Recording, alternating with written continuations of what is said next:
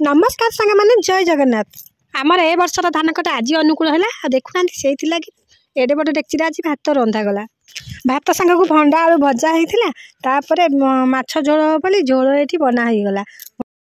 एबे माछ झोलटा आमर हो गलानी रेडी आ भाकुर माछ भजाटा पकईदेवा जल्दी जल्दी। एबे भाकुर माछ पकईकी झोल आमर हो गला। तापर आमर एबे बनीगला कौन छुआ मानकर अति प्रियर खाद्य चिकेन झोल आ लुण लंका ठू आरंभ कर खली चौपती पर्यंत सब ब्याग्रे पुरेली। तापर भात नवाई या डाकी आनिले। जेहेतु आजिकल दुनिया राजनीति बेसी चली आउ नेता सांगे छता नगले कुआडे नेता पटे भात ब्याग को बुआई नेले आ छता तांका पछकरे खली चौपती धरिकी बसिले।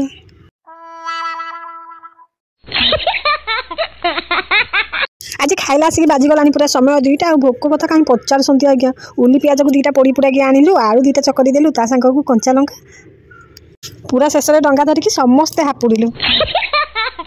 आज वीडियो में आउ किसी कहवाक चाहूनी भोकर मो पेट पूरा पोड़िला।